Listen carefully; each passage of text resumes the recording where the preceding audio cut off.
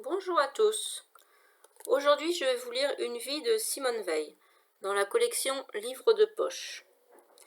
Si vous devez lire Une jeunesse au temps de la Shoah, extrait d'une vie, vous n'aurez que les 4 premiers chapitres d'une vie à écouter. Voilà, donc c'est 2 livres en un si vous voulez. Alors, avant de démarrer ma lecture, je voulais juste vous remercier pour vos abonnements et vos commentaires, déjà nombreux, et je vous remercie par avance de continuer à vous abonner à ma chaîne de lecture audio. Encore merci. Alors, je démarre. Simone Weil, Une vie. Résumé. Personnage au destin exceptionnel, elle était la femme politique dont la légitimité était la moins contestée en France et à l'étranger. Dans son audiobiographie, elle se montre telle qu'elle est, libre, véhémente, sereine. Il y a quelques commentaires. Elle séduit souvent et convainc parfois sans jamais chercher à plaire, en suivant son chemin. Dans le journal La Croix. Un caractère libre, ardent, mais aussi un esprit tonte à la rébellion et parfois à la colère. Son autobiographie le démontre à chaque page, forgeant l'image d'une femme indépendante, rétive, à tout embrigadement ou conformisme dans le monde. Sa vie n'est pas simplement une, tant elle est exceptionnelle. Issue de l'Express. Alors, je vais démarrer sur le premier chapitre, Une vie. Pour Yvonne, ma mère, morte à Bergen-Belsen, pour papa et Jean, assassinés en Lituanie, pour Milou et Nicolas, qui nous ont quittés trop tôt, ainsi que pour ma famille, pour le bonheur qu'elle m'apporte. Maupassant que j'aime, ne m'en voudra pas d'avoir emprunté le titre d'un de ses plus jolis romans pour décrire un parcours qui ne doit rien à la fiction. Simone Weil. Alors, chapitre 1er. Une enfance niçoise. Les photos conservées de mon enfance le prouvent, nous formions une famille heureuse. Nous voici, les 4 frères et sœurs serrés autour de maman. Quelle tendresse entre nous. Sur d'autres photos, nous jouons sur la place de Nice, nous fixons l'objectif dans le jardin de notre maison de vacances à la Ciotat. Nous rions aux éclats, mes sœurs et moi, lors d'un camp d'éclaireuses. On devine que les fées s'étaient penchées sur nos berceaux. Elles avaient nom harmonie et complicité. Nous avons donc vécu les meilleures armes pour affronter la vie. Au-delà des différences qui nous opposaient à des difficultés qu'il nous fallut affronter, nos parents nous offrirent en effet la chaleur d'un foyer uni et, ce qui comptait plus que tout à leurs yeux, une éducation à la fois intelligente et rigoureuse. Plus tard, mais très vite, le destin s'est ingénié à brouiller des pistes qui semblaient si bien tracées, au point de ne rien laisser de cette joie de vivre. Chez nous, comme dans tant de familles juives françaises, la mort a frappé tôt et fort. Traçant aujourd'hui ces lignes, je ne peux m'empêcher de penser avec tristesse que mon père et ma mère n'auront jamais connu la maturité de leurs enfants, la naissance de leurs petits-enfants, la douceur d'un cercle familial élargi. Face à ce que furent nos vies, ils n'auront pu mesurer la valeur de l'héritage qu'ils nous ont transmis, un héritage pourtant rare, exceptionnel. Les années 1920 furent pour eux celles du bonheur. Ils s'étaient mariés en 1922. Mon père, André Jacob, avait alors 32 ans et maman, Yvonne Steinmetz, 11 de moins. À l'époque, l'éclat du jeune couple ne passe pas inaperçu. André porte l'élégance sobre et discrète à laquelle il tient, tout comme il est attaché à la créativité de son métier d'architecte. Durement secoué par 4 années de captivité, peu de temps après son Grand Prix de Rome. D'Yvonne irradie une beauté rayonnante qui évoque pour beaucoup celle de la star de l'époque, Greta Garbo. Un an plus tard naît une première fille, Madeleine, surnommée Milou. Une nouvelle année s'écoule et Denise voit le jour, puis Jean en 1925 et moi en 1927. En moins de 5 ans, la famille Jacob s'est donc élargie de 2 à 6 membres. Mon père est satisfait, la France a besoin de familles nombreuses, juge-t-il. Quant à maman, elle est heureuse, ses enfants remplissent sa vie. Mes parents étaient tous deux nés à Paris, précisément avenue Trudel, à 2 pas l'un de l'autre, dans ce coin tranquille du 9e arrondissement, où au début du siècle vivaient beaucoup de familles juives qui devaient plus tard émigrer vers d'autres quartiers. Bien que cousins éloignés, ils ne se connaissaient pas. Du côté de mon père, l'arbre généalogique fait état d'une installation en France qui remonte au moins à la première moitié du XVIIIe siècle. Et mes ancêtres étaient à l'époque fixés en Lorraine, à proximité de Metz, dans un village où j'ai traîné ma famille il y a quelques années. Le dernier juif du village, un allègre centenaire, veillait à l'entretien des tombes. Il nous a montré celles de nos aïeux, l'une d'entre elles datée des années 1750.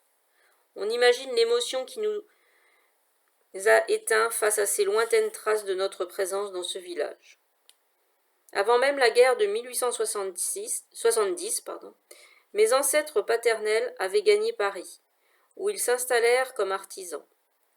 Ils fabriquaient des petites boîtes en argent promises à un certain succès, puisque leur vente s'étendit jusqu'en Europe centrale. Par la suite, leur commerce périclita et la famille dut adopter un train de vie plus austère. Mon grand-père occupait un poste de comptable à la compagnie parisienne du gaz. Il sut pourtant garantir à ses enfants de solides études, puisque mon père suivit les cours des beaux-arts et remporta le second Grand Prix de Rome avant de se lancer dans l'architecture. Son frère, quant à lui, était ingénieur de l'école centrale. Comme tous les membres de ces familles juives assimilées, celle de mon père était profondément patriotique et laïque. Ses aïeux étaient fiers de leur pays qui, dès 1791, avait accordé la pleine citoyenneté aux Juifs. C'est à peine si la poussée d'antisémitisme qui secoua le pays lors de l'affaire Dreyfus ébranla ses belles certitudes.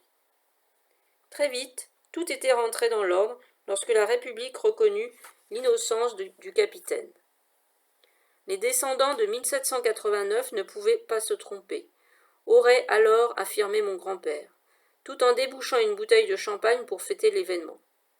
Aussi, quand survint la déclaration de guerre de 1914, alors même qu'il venait d'achever son service militaire et ne rêvait que de se lancer dans la vie professionnelle, mon père partit au front, comme tous les Français de son âge.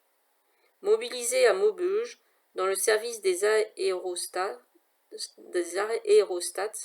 d'observation des lignes des ennemis, il fut fait prisonnier dès octobre 1914 et demeura en captivité pendant toute la guerre, dans des conditions de plus en plus difficiles après plusieurs tentatives d'évasion. Ces années le marquèrent en profondeur. Dans notre enfance, nous ne retrouvions pas chez lui, dans son extrême attention à notre éducation, la fantaisie dont faisaient état ses amis de jeunesse. Quant à l'Allemagne, elle demeurait à ses yeux l'ennemi héréditaire. Il ne croyait pas à la réconciliation prônée par Aristide Briand. Je dispose de moins de précisions sur les membres de ma famille maternelle. Ils étaient originaires de Rhénanie, ma grand-mère de Belgique, et s'étaient établis en France à la fin du XIXe siècle. Tout ce petit monde était foncièrement républicain et laïque, du côté de ma mère comme de celui de mon père, qui était à cet égard sans complaisance. J'ai souvenir d'un épisode survenu alors que j'avais 8 ou 9 ans.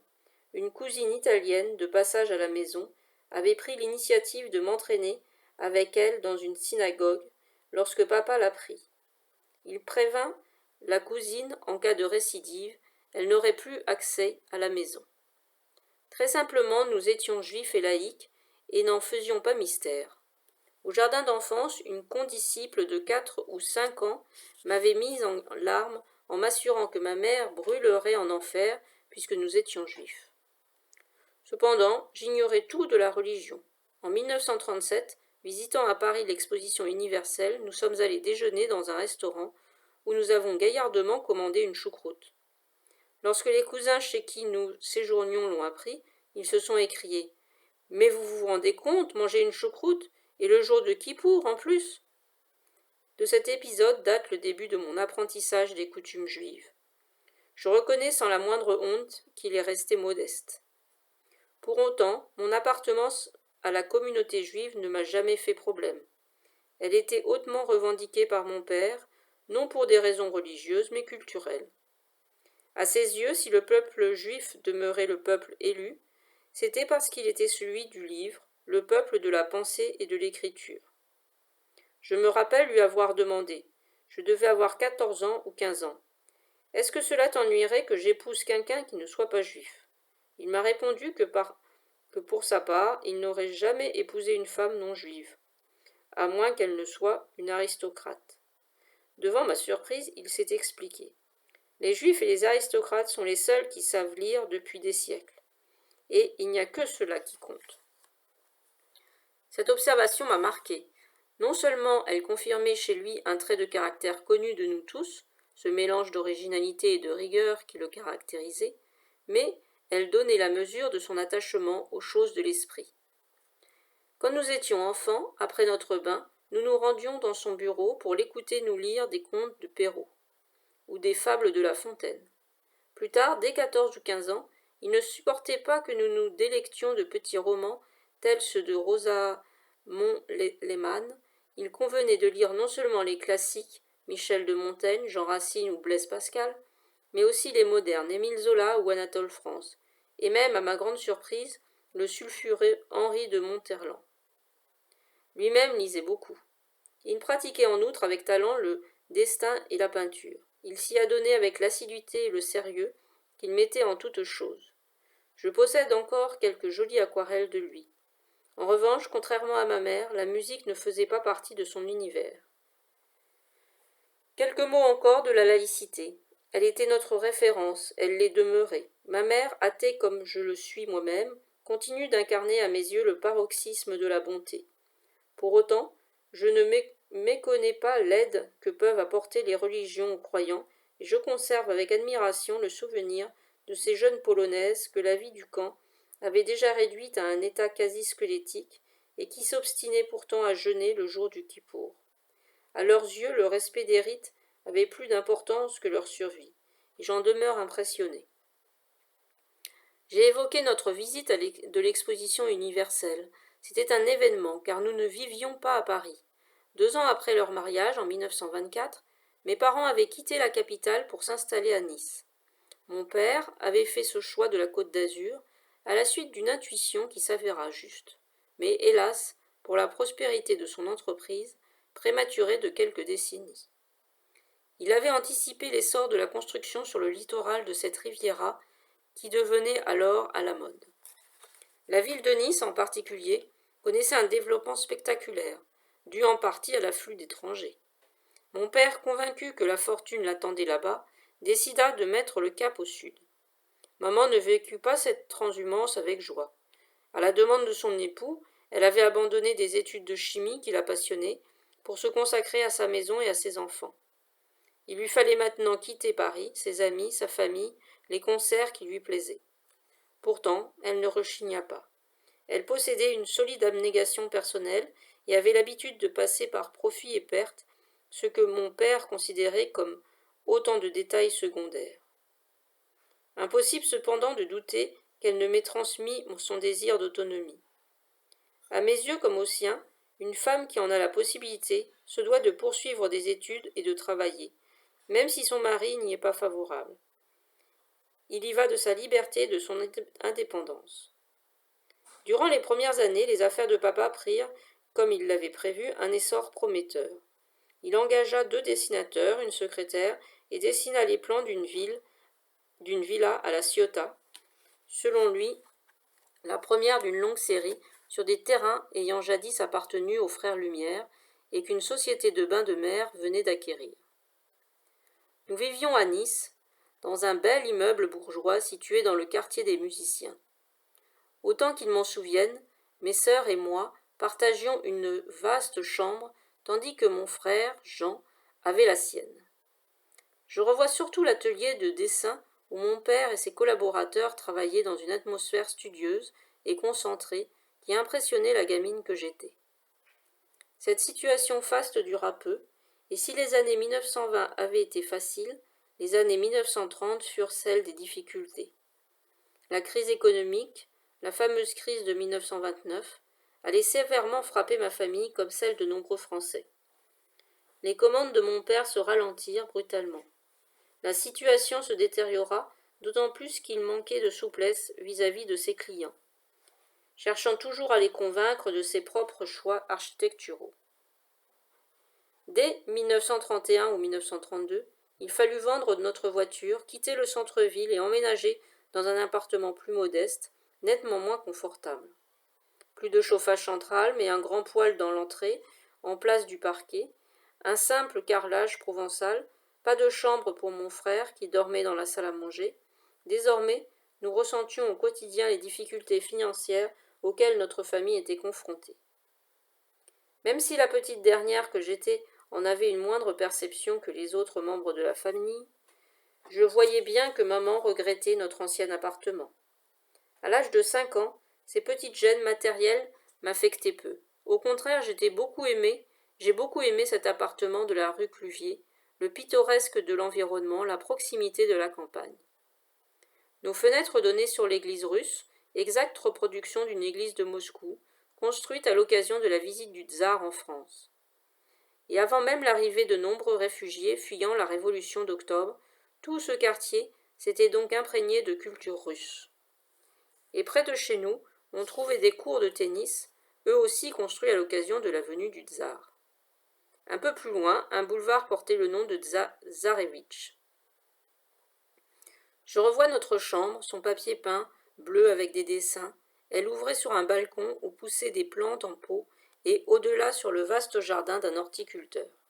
Puis, très près de chez nous, passés quelques immeubles, la campagne commençait, avec un vrai petit bois de mimosa tapissé de violettes. Nous allions souvent nous y promener le dimanche, et lorsque nous avons été plus grandes, le jeudi avec les éclaireuses. Le quartier est aujourd'hui méconnaissable. J'y suis retournée une fois ou deux, tous les espaces verts ont été construits et intégrés dans la ville. À peine ai-je retrouvé le lycée de garçons où mon frère suivait ses études et qui trônait au milieu d'un vaste parc. Il est aujourd'hui cerné d'immeubles. À l'époque, cette proximité constante de la mer, du soleil et de la campagne a fait de mon enfance un paradis. Nous formions, mes sœurs et moi, un trio parfaitement soudé. Je nous revois dans la chambre en train de faire nos devoirs toutes ensemble. Nous avions beaucoup de travail à la maison, même si, contrairement à ce que la rigueur de notre père aurait pu laisser croire, il ne nous poussait pas à l'excellence scolaire. Certes, nous passions sans encombre de classe en classe, mais les études n'étaient pas notre fort.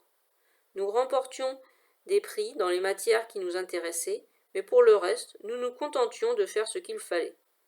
Nos professeurs étaient pourtant excellents, pratiquement tous agrégés. Moi-même, sans être bon élève, j'étais souvent le chouchou des professeurs. Toi, on te passe tout, affirmaient certaines de mes camarades. Mais nous, si on faisait le quart, on ne l'accepterait pas. Ce n'était pas entièrement faux. Je pense à quelques professeurs qui m'ont beaucoup protégée. Parmi eux, alors que j'étais en 6e ou en 5e, un jeune couple sans enfants m'emmenait goûter après la classe et j'en éprouvais quelque fierté. Comme par ailleurs, les amis de maman lui répétaient qu'elle me gâtait beaucoup plus que mon frère et mes sœurs, parce que j'étais la petite dernière. J'ai longtemps eu le sentiment d'être surprotégée. Leurs prédictions étaient pourtant bien sombres. « Yvonne, tu gâtes trop Simone. Elle fait ce qu'elle veut, elle impose à toute la famille ses volontés. Elle va devenir insupportable, pourrie. » Un peu plus grande, j'allais volontiers chercher le dictionnaire pour trancher un différend sur le sens d'un mot. Il n'y avait pas grand risque. Papa veillait au grain, il m'installait toujours à sa droite à table, au motif qu'il fallait me surveiller. Il estimait que trop souvent je n'en faisais qu'à ma tête, et je me tenais mal, qu'il fallait parfaire mon éducation, et que lui seul pouvait compenser le laxisme maternel. Et puis, très vite, il n'a pas apprécié mon esprit contestataire. Toute surprise qu'il ne se rende pas compte du caractère exceptionnel de maman, je ne me privais pas de dire que je considérais beaucoup de ses décisions et interdits comme autant de brimades qu'il lui infligeait. Pourtant, je n'avais pas l'impression de me conduire d'une manière bien originale. Je n'aimais rien plus que de rester à la maison avec maman. J'avais l'impression que je vivais mon plus grand bonheur en symbiose avec elle. Je me tenais contre elle, je lui donnais la main, je me blottissais sur ses genoux, je ne la lâchais pas. J'aurais volontiers vécu un amour exclusif avec elle. Pour autant, la fratrie était soudée. Nous acceptions l'autorité de Milou, qui était particulièrement raisonnable et à laquelle maman déléguait volontiers ses pouvoirs. Le soir, je ne me serais jamais endormie si l'une ou l'autre n'était venue m'embrasser. Quant à Jean, il veillait attentivement et affectueusement sur moi. Denise également, quoique déjà très indépendante. Cette image d'enfant favorite, voire un peu capricieuse, m'a longtemps collée à la peau, à tel point qu'à notre retour de déportation, lorsque ma sœur aînée a revu une amie, celle-ci a eu l'inconscience de lui lancer « J'espère qu'au moins la déportation aura mis un peu de plomb dans la cervelle de Simone. » Lorsque Milou m'a rapporté la réflexion, j'ai été abasourdi. Quelle bizarre époque que ces années-là, où les gens n'avaient pas toujours conscience de l'impact de leurs propos. Pourtant, cette amie ne pouvait ignorer ce que nous avions vécu là-bas. Voulait-elle, comme tant d'autres, nier la réalité parce que celle-ci était insupportable? Peut-être, mais en dépit de l'indulgence dont je suis capable, les remarques de ce genre n'appartiennent pas à la catégorie de celles que j'oublie volontiers. Lorsque je repense à ces années heureuses de l'avant-guerre, j'éprouve une profonde nostalgie. Ce bonheur est difficile à restituer en mots, parce qu'il était fait d'ambiance calme, de petits riens, de confidences entre nous, d'éclats de rire partagés, de moments à tout jamais perdus. C'est le parfum envolé de l'enfance, d'autant plus douloureux à évoquer que la suite fut terrible. Nos loisirs étaient simples car, hormis la lecture, notre père ne tolérait la musique à la radio ou une sortie au cinéma que de façon exceptionnelle. Je n'ai d'ailleurs gardé aucun souvenir des rares films que nous avons pu voir à cette époque.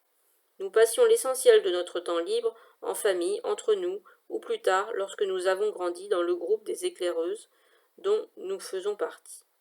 En fait, je n'avais pas vraiment la sensation d'une coupure entre la vie familiale et celle que je menais en dehors de la maison, au lycée ou avec les éclaireuses. L'ensemble formait un environnement homogène, ce qui créait une sensation sécurisante. J'avais le sentiment que tout se jouait en famille. Mes parents fréquentaient certains de nos professeurs, les recevaient à la maison, partaient skier avec eux, les recevaient. Les éclaireuses étaient toutes des camarades de lycée, et nos familles se fréquentaient et se rendaient des services. Par exemple, c'est maman qui confectionnait les cravates pour les éclaireuses. J'avais ainsi le sentiment de vivre au sein d'une communauté aux contours informels, mais à l'intérieur de laquelle les échanges étaient multiples et chaleureux. Aujourd'hui, quelques moments plus forts que d'autres échappent à l'oubli. C'est ainsi que j'ai gardé souvenir d'un Noël délicieux où mes parents avaient laissé partir mes sœurs skier en montagne avec des amis. Nous sommes donc restés tous les trois à la maison. J'étais absolument ravie d'avoir maman pour moi toute seule. L'été, nous partions en vacances familiales à la Ciotat, dans la maison que mon père avait construite. L'emploi du temps était chargé entre la plage, les jeux dans le jardin, les sorties avec nos cousins. Et à Nice, ma meilleure amie m'accompagnait depuis la 8e. C'était une fille malheureuse chez ses parents, avec lesquels elle s'entendait mal. Des juifs d'origine polonaise arrivés en France après le référendum de 1935, rattachant la Sarre à l'Allemagne. Nous étions très proches et maman l'accueillait volontiers. Avec deux autres éclaireuses, nous formions un quatuor inséparable. Le cancer a trop tôt emporté mes trois amies. Leur absence me pèse encore. L'une d'entre elles et sa sœur, les filles Renache, avaient débarqué au tout début de la guerre sur la côte d'Azur. Leur père, Julien, conseiller d'État, avait été exclu de la Haute Assemblée à la suite des premières lois anti-juives de Pétain. Elle habitait la villa Kérylos à Beaulieu, un endroit extraordinaire construit par leur grand-père, l'helléniste Théodore Renache, au début du siècle, et qui se voulait la reconstitution fidèle d'une grande demeure de la Grèce antique. Immense et luxueuse, la villa grecque nous fascinait. Son luxe était fabuleux. Nous mangions dans des assiettes reproduisant la vaisselle grecque ancienne. La politique à cette époque entrait à pas feutrés dans ma vie de lycéenne. J'étais en 7e lorsque le Front populaire remporta les élections de 1936. Les élèves des plus grandes classes étaient très impliqués. Elle portait des insignes politiques, discutait avec vivacité et commentait les événements, les défilés et les grèves. L'une d'entre elles affichait dans sa chambre le portrait du colonel de la Roque, chef des Croix de Feu. Et quelques années plus tard, la même résistance dans le réseau franc-tireur fut déportée à Ravensburg. Toute cette effervescence était nouvelle pour moi. D'une part, la politique n'avait pas droit de citer à la maison. D'autre part, j'ai appris plus tard que mes parents ne partageaient pas les mêmes opinions. Papa achetait l'Éclaireur, le quotidien de droite, tandis que maman lisait le Petit Niçois, de tendance socialiste, plus ou moins en cachette de papa, ainsi que les magazines de gauche et du centre-gauche comme La Lumière, L'Œuvre et Marianne. De leur côté, la sœur de ma mère et son mari, tous deux médecins à Paris, ne dissimulaient rien de leur opinion de gauche.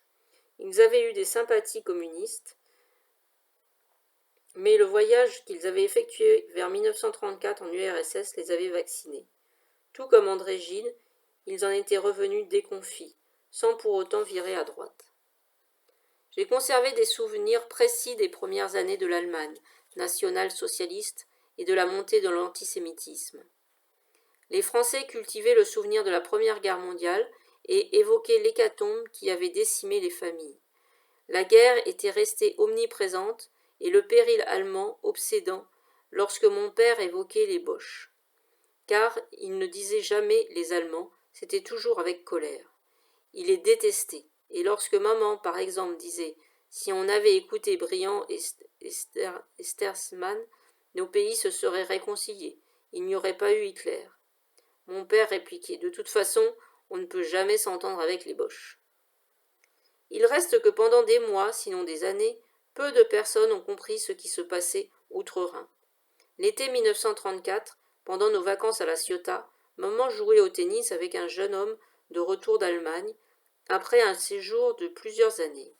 C'était Raymond Aron. Il lui raconta ce qu'il avait vu à Berlin, la violence des rues, les autodafés de livres organisés par les étudiants de l'université, bref, la montée du nazisme. Personne ne voulait le croire. Et puis, très vite, des juifs allemands se sont réfugiés à Nice. La communauté juive s'est aussitôt organisée pour les accueillir. Maman avait, depuis la fin des années 20, pris l'habitude de s'occuper de bébés dont les parents étaient en difficulté et de leur tricoter de la layette, dans les rares moments libres que lui laissaient son mari et ses 4 enfants. À l'époque, les aides sociales étaient quasi inexistantes et le sort des pauvres, comme on disait alors, ne relevait pratiquement que de la charité publique. À partir de 1934, elle s'est occupée des réfugiés d'Allemagne et d'Autriche. Plus tard, nous en avons même hébergé à la maison. C'est que le flot des réfugiés ne cessait de croître. L'un des fils de Freud s'était installé à Nice comme photographe. Nous sommes devenus très amis avec sa fille, Eva, une camarade intelligente et pleine de charme. Elle fréquentait notre lycée et appartenait au même groupe d'éclaireuses que nous. Et un peu plus âgée que moi, elle a connu par la suite un destin tragique, puisqu'elle est morte peu de temps après, loin de ses parents, partis pour la Grande-Bretagne. Nos tabous familiaux en matière de politique étaient tombés. La montée de l'hitlérisme les avait abolis. Désormais, l'afflux des réfugiés et les témoignages dont ils étaient porteurs alimentaient toutes les conversations. Certaines personnes qui avaient fui l'Allemagne nationale-socialiste rapportaient que les opposants politiques étaient internés dans un camp de concentration à Dachau, dans la banlieue de Munich. Ils évoquaient aussi les vitrines des magasins marquées de l'étoile de David. On ne parlait pas encore des déportations de juifs, mais tout le monde comprenait que la situation en Allemagne suivait un cours angoissant. C'est en tout cas ce que je ressentais. J'ai un souvenir précis de l'effroi que j'ai éprouvé en voyant quelques actualités cinématographiques consacrées du reste non pas à l'Allemagne, mais à la guerre d'Espagne et à la situation en Chine. J'avais une peur terrible de la guerre, une sorte d'intuition précoce et exacerbée. Vision prémonitoire des futurs périls. C'est ce que prétendait ma sœur Milou, qui me l'a souvent rappelé par la suite. C'est toi qui étais à la fois la plus inquiète et la plus lucide sur la situation. Tu étais la seule à pressentir ce qu'il allait arriver. Au printemps 1938, avec l'Anschluss, la tension est encore montée d'un cran. À l'automne, les accords de Munich n'ont pas dissipé le malaise. À la maison, tout le monde y était hostile. Maman, bien sûr, parce qu'elle voyait ce que le pacifisme occultait de danger, mais aussi papa, soucieux de prendre au plus vite une revanche sur ces Boches, nos ennemis héréditaires. Quant à mes oncles et tantes, médecins, ils étaient stupéfaits et outrés.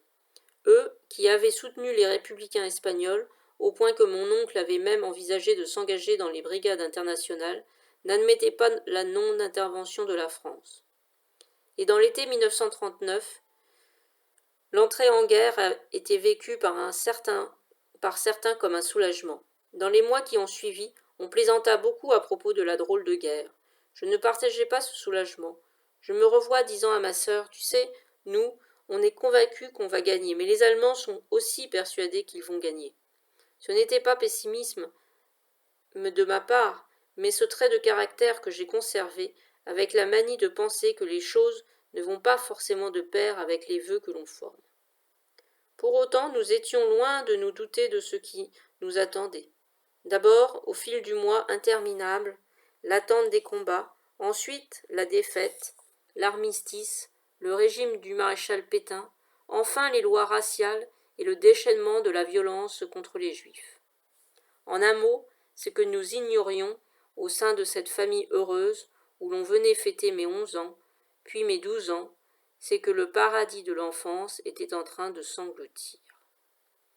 Fin du premier chapitre de Une vie de Simone Veil, qui reprend le même chapitre, également le premier chapitre de Autant de la Shoah, Une jeunesse au temps de la Shoah, extrait d'une vie. Je vous remercie et n'oubliez pas mes petits abonnements. Merci de vous abonner. L'été 1934, pendant nos vacances à La Ciotat, maman jouait au tennis avec un jeune homme de retour d'Allemagne après un séjour de plusieurs années. C'était Raymond Aron. Il lui raconta ce qu'il avait vu à Berlin, la violence des rues, les autodafés de livres organisés par les étudiants de l'université, bref, la montée du nazisme. Personne ne voulait le croire. Et puis, très vite, des juifs allemands se sont réfugiés à Nice. La communauté juive s'est aussitôt organisée pour les accueillir.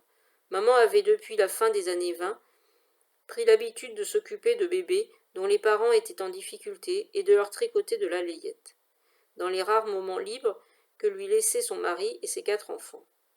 À l'époque, les aides sociales étaient quasi inexistantes et le sort des pauvres, comme on disait alors, ne relevait pratiquement que de la charité publique. À partir de 1934, elle s'est occupée des réfugiés d'Allemagne et d'Autriche. Plus tard, nous en avons même hébergé à la maison.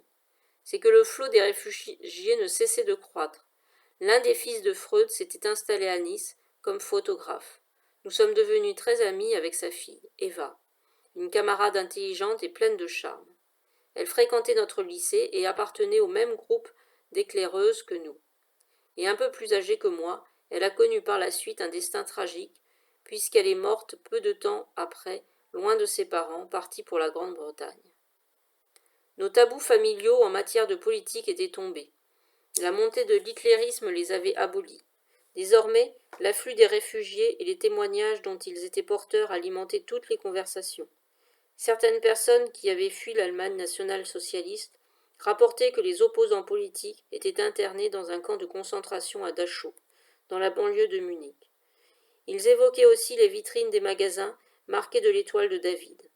On ne parlait pas encore des déportations de juifs, mais tout le monde comprenait que la situation en Allemagne suivait un cours angoissant. C'est en tout cas ce que je ressentais.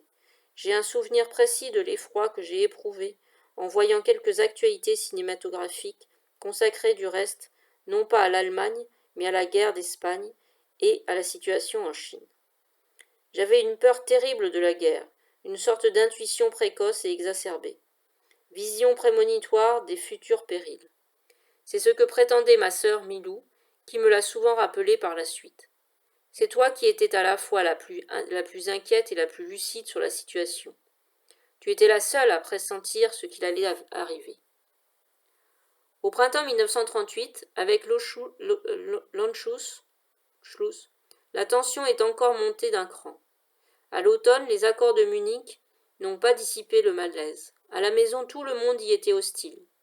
Maman, bien sûr, parce qu'elle voyait ce que le pacifisme occultait de danger, mais aussi papa, soucieux de prendre au plus vite une revanche sur ces Boches, nos ennemis héréditaires. Quant à mes oncles et tantes, médecins, ils étaient stupéfaits et outrés. Eux, qui avaient soutenu les républicains espagnols, au point que mon oncle avait même envisagé de s'engager dans les brigades internationales, n'admettaient pas la non-intervention de la France. Et dans l'été 1939, l'entrée en guerre a été vécue par certains comme un soulagement. Dans les mois qui ont suivi, on plaisanta beaucoup à propos de la drôle de guerre. Je ne partageais pas ce soulagement.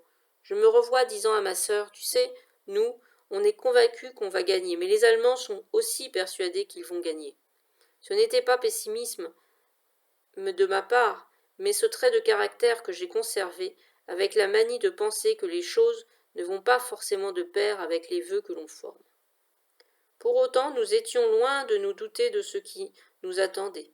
D'abord, au fil du mois interminable, l'attente des combats, ensuite la défaite, l'armistice, le régime du maréchal Pétain, enfin les lois raciales et le déchaînement de la violence contre les Juifs. En un mot, ce que nous ignorions au sein de cette famille heureuse où l'on venait fêter mes 11 ans, puis mes 12 ans, c'est que le paradis de l'enfance était en train de s'engloutir. Fin du premier chapitre de Une vie de Simone Veil, qui reprend le même chapitre, également le premier chapitre de Autant de la Shoah,